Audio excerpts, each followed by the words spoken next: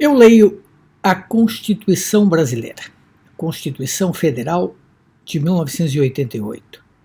Leio porque sou cidadão, alfabetizado, e também porque sou um profissional da interpretação de textos, por várias razões, como doutor em sociologia, como professor de programa de pós-graduação em comunicação, como usuário de metodologias de análise de discurso, como interessado em hermenêutica.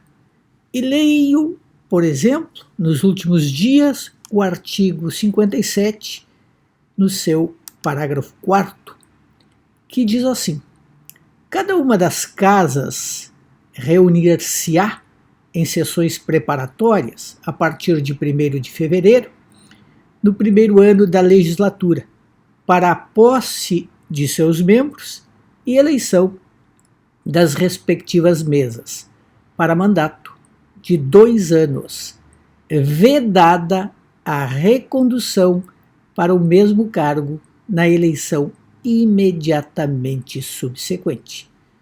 Este parágrafo deste artigo está falando da constituição da mesa, ou das mesas, da Câmara dos Deputados e do Senado Federal. É vedada a reeleição em mandatos subsequentes. Não pode. Mas, como a gente vê, encontraram brechas e já aconteceu.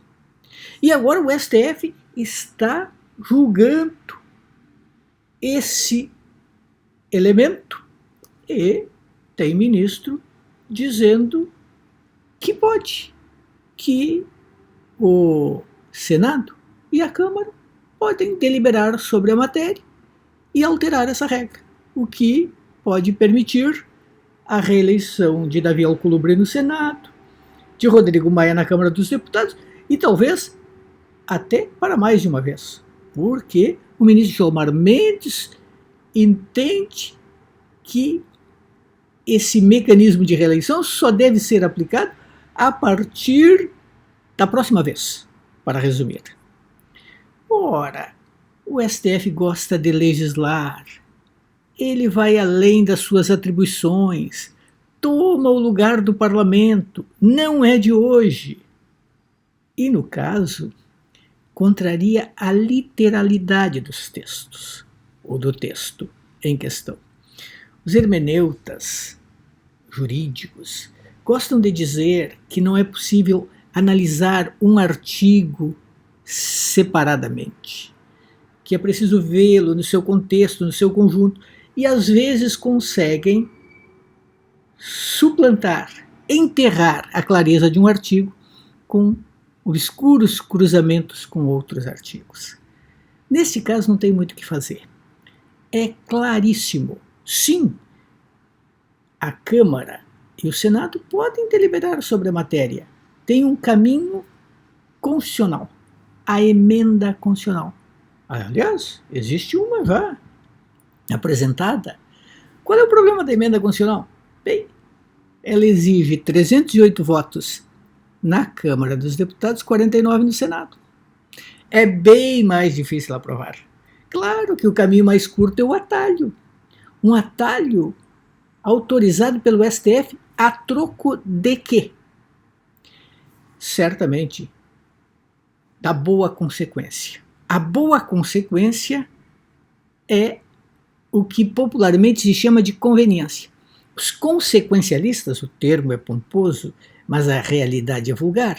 Os consequencialistas são aqueles que dizem que a regra pode ser alterada se o resultado for bom. Então, volta e meia, pelo clamor popular, pela pressão da mídia ou pelo interesse de algum poderoso, a regra é alterada com o jogo andando e tudo fica bem. Se for para punir mais, se for para isto ou para aquilo. Acontece que a democracia depende da formalidade das regras do jogo. Assim, para mudar a forma de escolher os membros das mesas diretoras do Senado e da Câmara, só tem um jeito: emenda constitucional. Todas as outras formas são ilegais, inconstitucionais. Há muito tempo eu entendi o seguinte, que no Brasil, apesar do que se diz, não é o texto escrito que vale.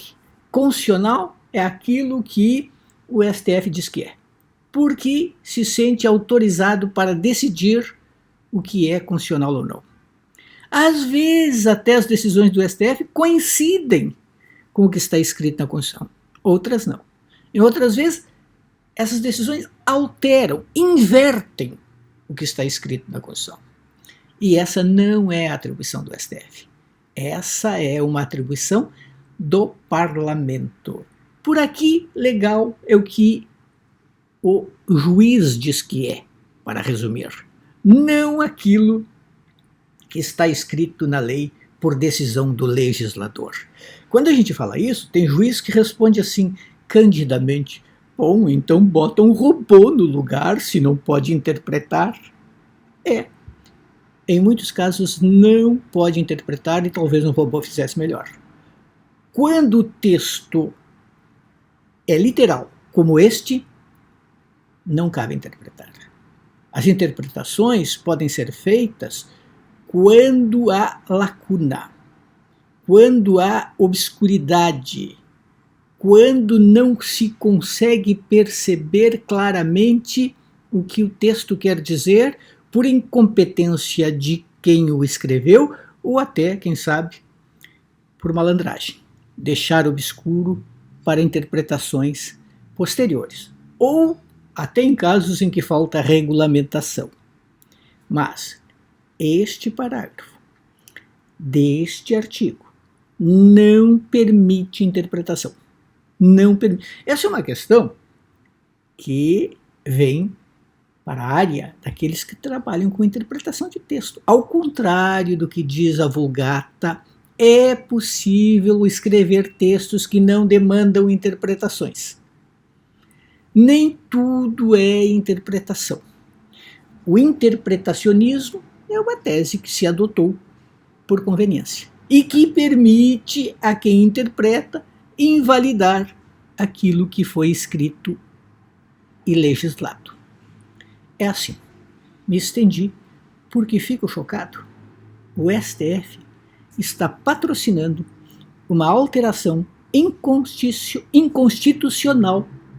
Está patrocinando uma alteração inconstitucional para favorecer Alcolumbre e Rodrigo Maia. Por quê? Boa pergunta.